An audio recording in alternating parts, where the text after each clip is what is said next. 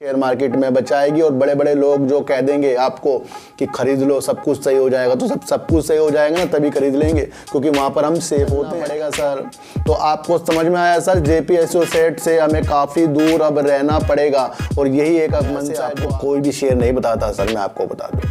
जब LIC इतना बड़ा कंपनी, इसके अंदर के अकॉर्डिंग जो भी सूचीबद्ध कंपनी 2% से अधिक अपना स्टेक बढ़ा, BPCL जो बताया था सर 332-33 रुपए करीब का, मैंने जब बताया था कि ये शेयर बहुत जाता है ना, वहां पर हम एक गलती ऐसी कर देते हैं जिसको हमें बेचने में मजबूर हो जाते हैं।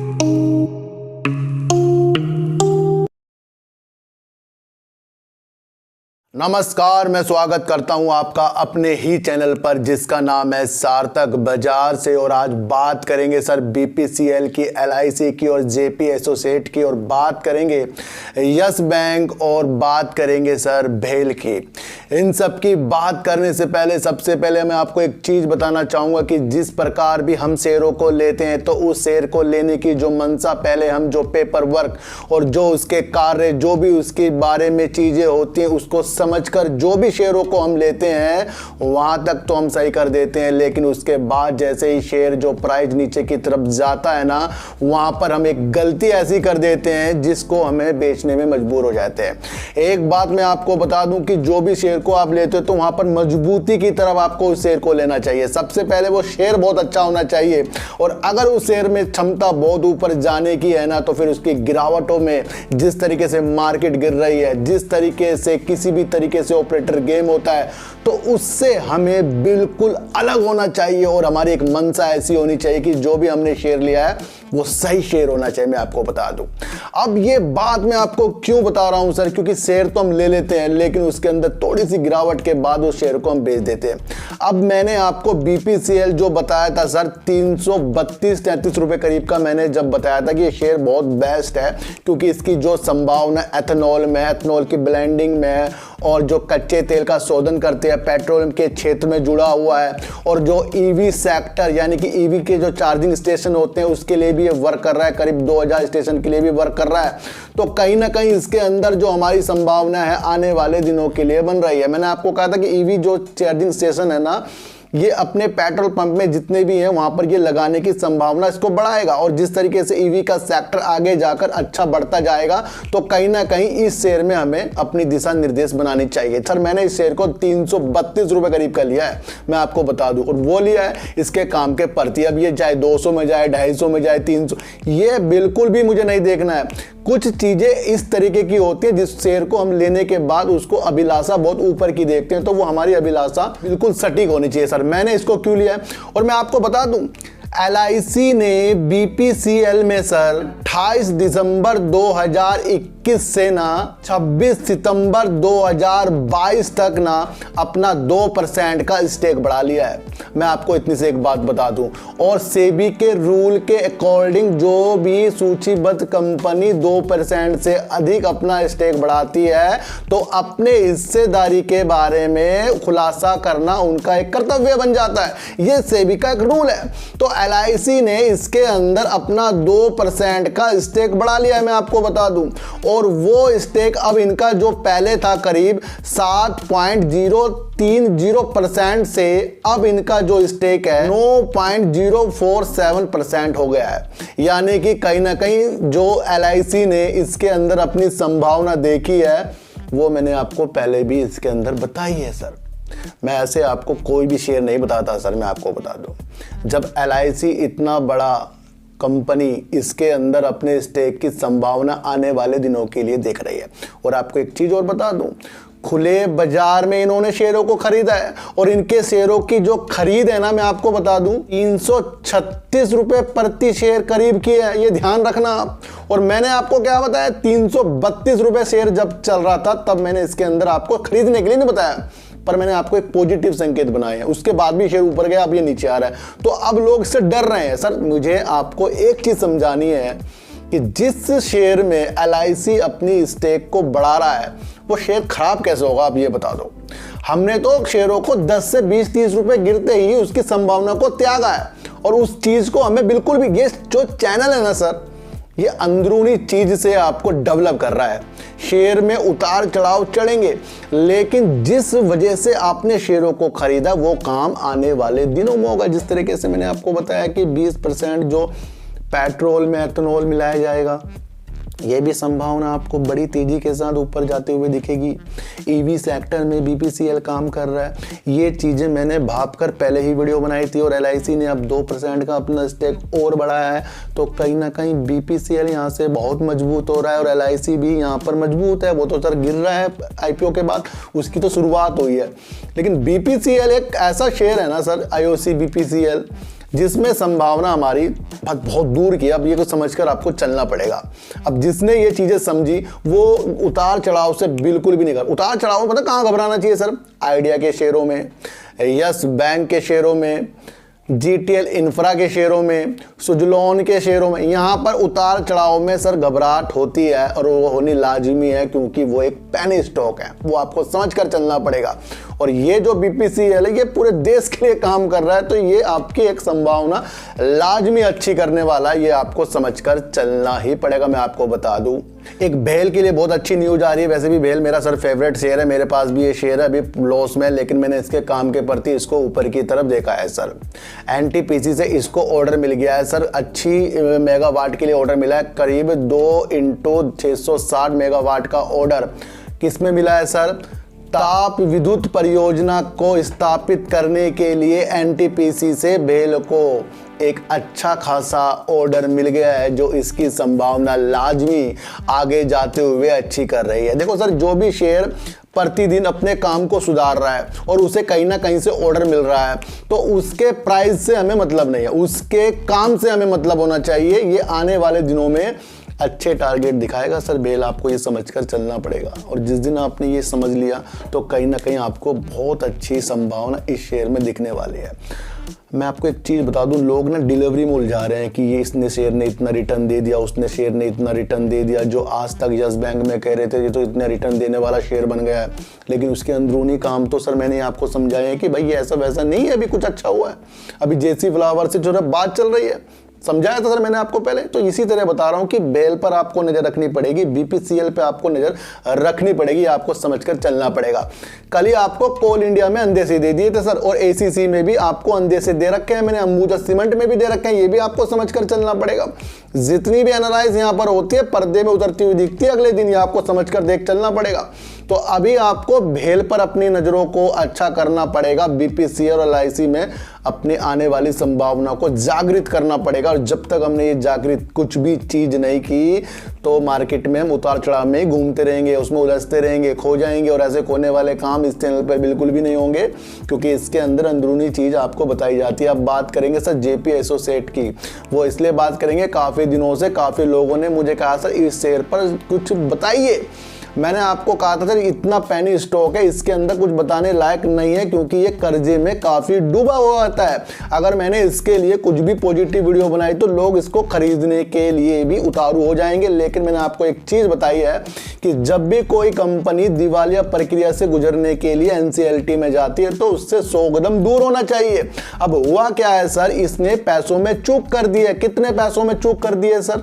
6,893 करोड़ रुपए देने में इसने चूक कर दी है। इसे दिवालिया प्रक्रिया से गुजारने के लिए एसबीआई इसको एनसीएलटी में लेकर चला गया। कहीं ना कहीं एक निगेटिव खबर जेपी एसोसिएट के लिए आ रही है। तो अब इस शेयर में हमें अपना प्रॉफिट को बचाना चाहिए और आने वाले दिनों में इस शेयर में आपको गिरावट के सिलसिले और या अगर ये तेजी दिखाए तो फिर इससे काफी दूर हमें होना पड़ेगा। मैं आपको पहले अंदे से बताता हूं, बजाज हिंद शुगर में मैंने आपको बताया सर, यहां पर हो क्या रहा है सर, यहां पर ना एसबीआई मजबूत हो रहा है, क्योंकि इसने बजाज हिंदुस्तान शुगर को भी एनसीएलटी में लेकर गया, उसके बाद अभी जेपी एसोसिएट को भी एनसीएलटी में लेके जा रहा है। तो जो भी पैसा इसको जो भी चीजें मिलेगी वहां पर एसबीआई मजबूत होगा। तो यहां पर अब जेपी एसोसिएट से भी काफी दूर की हमें सोचनी चाहिए। और जब तक कि ये प्रक्रिया की जो भी चीजें बाहर निकल कर नहीं आती, ये बहुत ही एक बैड न्यूज निकल कर आ गया जेपी एसोसिएट के लिए। तो अब इसके अंदर आपको अपनी मंशा को थोड़ा गिरावट के तौर पर अपने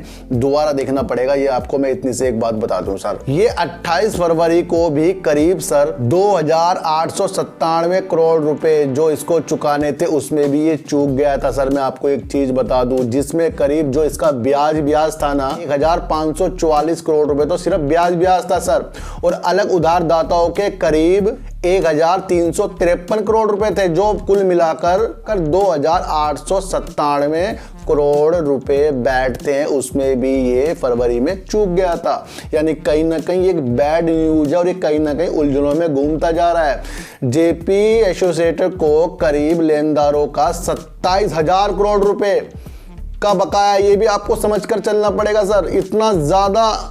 और उसके बाद ये अब दिवालिया प्रक्रिया से गुजरने जा रही है, तो कहीं ना कहीं एक निगेटिव न्यूज इसके लिए बनती जा रही है। मैं आपको एक चीज बता दूं सर, और जो एक प्रमुख इसको जो लोन देने वाला था जिसमें आईसीआई बैंक था, 2018 में भी इसको दिवालिया प्रक्रिया से गुजारने के लिए इसे एनसीएलटी में लेकर गया था। तो ये भी आपको समझकर चलना चाहिए। करीब 32 बैंकों का इस कंपनी में इन्होंने लोन लिया, ये आपको समझकर चलना पड़ेगा। यानी 32 बैंक इससे अब अपना पैसा लेने के लिए भी उतारू हो जाएंगे। तो अभी तो एसबीआई इसको दिवालिया प्रक्रिया से गुजारने के लिए एनसीएलटी में लेकर गया है, जो इसमें सारे के सारी चीजें बैड डाल रहा है। ये आपको समझकर चलना पड़ेगा सर। तो आपको समझ में आया सर, जेपी एसोसिएट से हमें काफी दूर अब रहना पड़ेगा, और यही एक मंशा है जो आपको शेयर मार्केट में बचाएगी। और बड़े बड़े लोग जो कह देंगे आपको कि खरीद लो सब कुछ सही हो जाएगा, तो सब कुछ सही हो जाएगा ना तभी खरीद लेंगे, क्योंकि वहां पर हम सेफ होते हैं। प्रॉफिट तो कम आएगा सर, लेकिन हमारा जो अंदरूनी पैसा है ना वो तो नहीं निकलेगा। अंदरूनी माइंड जो कितना डिस्टर्ब हो जाता है लॉस देखकर, तो वो तो नहीं निकलेगा। मैं आपको इतनी सी एक बात बता दूं, जेपी एसोसिएट से हमें दूर रहना पड़ेगा। दिवालिया प्रक्रिया से गुजारने के लिए एसबीआई से एनसीएलटी लेकर गया, ये आपको समझकर चलना पड़ेगा। बात करेंगे सर यस बैंक की, और यस बैंक में अभी थोड़ी देर पहले जो मैंने आपको कहा था कि लोगों ने जितनी भी वीडियो इसके अंदर बनाई है, जब ये तेजी की तरफ था तो आपको रिटर्न बता दिया कि भाई इसने इतने रिटर्न दे दिए हैं, लेकिन कितने निगेटिव रिटर्न भी दिए ये तो किसी ने आपको नहीं बताया। डिलीवरी उठती जा रही है, ये डिलीवरी का कुछ एक मुख्य कारण नहीं होता कि उसे रखने के लिए कोई ले रहा है, उसे बेचने के लिए भी ले रहा है। ये मैं बार बार आपको इसलिए बताता हूं क्योंकि मेरे देखने वाले कुछ नए नए लोग भी जुड़ते जा रहे हैं, उनको भी पता लगना चाहिए कि डिलीवरी का मसला क्या होता है सर। एफआईज जो भी किसी भी शेयरों में अपनी होल्डिंग को बढ़ाते हैं, अगले दिन बेचने के लिए उन्होंने किसी को रोका नहीं, उनको वो कभी भी बेच सकते हैं, ये भी आपको समझकर चलना पड़ेगा। तो यहां पर अब बात हो रही है यस बैंक की, और यस बैंक के मिस्टर प्रशांत कुमार जी ने एक बहुत ही बढ़िया एक जो अपना स्टेटमेंट दिया है, वो दिया है वित्त वर्ष 2022 क्वार्टर 3 तक ये अपने एनपीओ को बिल्कुल खत्म कर देंगे, जीरो कर देंगे। तो यानी इसके अंदर हमारी अभिलाषा अभी काफी महीनों की बन गई है, ये भी आपको सोचकर चलना पड़ेगा। जिस तरीके से जेसी फ्लावर को एक सिलेक्ट कर लिया गया था, उसने भी इस शेयरों में कुछ इफेक्ट नहीं डाला है, लेकिन वो आने वाले दिनों में डालेगा। जिस तरह से बाजार पहले ही निगेटिव है, तो बैंकों में जो भारी दबाव है वो तो आपको देखने को मिल रहा है सर। बैंकों के शेयरों में आपको दबाव देखने को मिल रहा है, तो उसका भी एक मुख्य कारण यस बैंक में है जो गिरावट करके दिखा रहा है। ये अपने 16 रुपए से भी नीचे की तरफ आ रहा है, तो निगेटिव एक चीज दिखा रहा है, लोगों के हृदय टूट रहे कि 14 रुपए तक ना पहुंच जाए।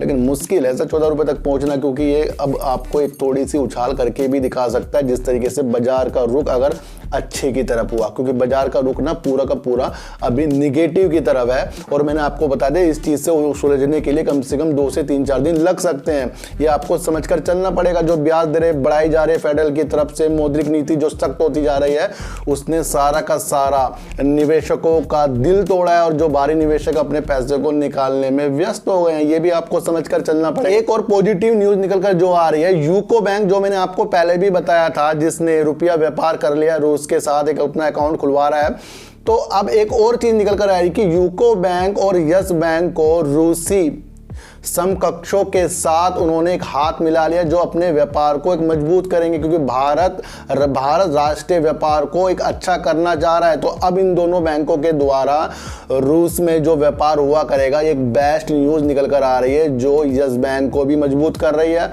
और यूको बैंक को भी मजबूत कर रही है। यानी कहीं ना कहीं अब ये दो बैंक जो है रूसी जो समकक्षों के साथ अपना एक ऐसी पार्टनरशिप करेंगे जो व्यापार का लेन देन एक पॉजिटिव संकेत के तौर पर व्यापार को बढ़ाएगा, और दोनों बैंक इस काम के लिए तत्पर तैयार रहेंगे।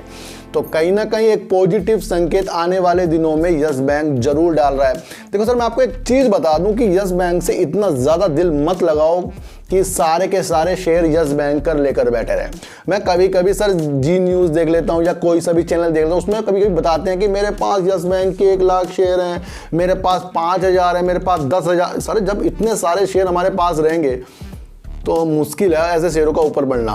तो इन शेयरों में लोग पूछते करना क्या है सर। देखो सर, जो भी नई खरीदारी करना चाहता है यस बैंक में वो कम से कम करे, और जिनके पास है वो मौके की तलाश करे, क्योंकि मौके की तलाश करना एक अच्छा महत्व है जो आपके मन को अच्छा करता है। जब भी हमारा लॉस ज़्यादा हो जाता है हमारी मेंटली हेल्थ को ख़राब कर देता है वो, और जहाँ हमारा मेंटली जो चीज़ें खराब हुई वो बॉडी खराब कर देगी, और फिर जब बॉडी खराब हो जाएगी फिर हम किसी से अच्छी तरीके से नहीं बोलेंगे। तो यस बैंक में 2 पॉजिटिव संकेत दूर तक जाने के लिए तैयार है। Q3 में इंतजार करो, एनपीए कम होने वाला है, तो वहां तक तो ये अपनी तेजी के संकेत आपको दिखाकर ही रहेगा। और बीपीसीएल में फिर कह रहा हूं, जहां मैंने आपको 332 रुपए में इसकी एक अच्छी संभावना जताई थी, वहीं पर एलआईसी ने इसमें अपनी संभावना 336 रुपए में खरीद कर दिखा दी है।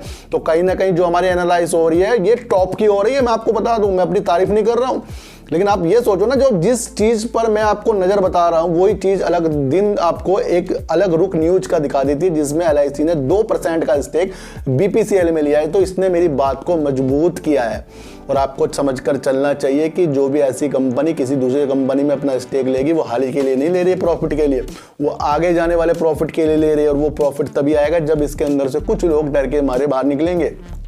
तो एलआईसी में पॉजिटिव, बीपीसीएल पॉजिटिव, भेल पॉजिटिव, जेपी एसोसिएट से 100 कदम दूर। जब तक कि ये प्रक्रिया चल रही है अपने पैसों को बचाने की प्रक्रिया शुरू कर दो। भले ये तेजी के संकेत दिखाएं, लेकिन कुछ भी अच्छा इसके अंदर आने वाले दिनों में मुझे बिल्कुल भी नहीं दिख रहा है। यस बैंक संभलता हुआ जरूर आपको दिखाई देगा, इसके अंदर भी पॉजिटिव संकेत है, लेकिन ज्यादा शेयरों के साथ पॉजिटिव संकेत आपको इन शेयरों में, ऐसे शेयरों में नहीं देखने चाहिए सर। संभावना को तलाश कर लीजिए, अपने मन को एक ऐसी चीज दर्शा दीजिए कि जो भी आप शेयरों को ले रहे हैं उसके उतार चढ़ाव से आपका दिल बिल्कुल भी नहीं डगमगाएगा, बल्कि उसके काम के प्रति जो आपकी मजबूती रणनीति आपके पोर्टफोलियो में उतरी है उस शेयर के द्वारा, तो उस शेयर को फिर अच्छे तरफ जाने के लिए अपनी मंशा को मजबूत करना पड़ेगा।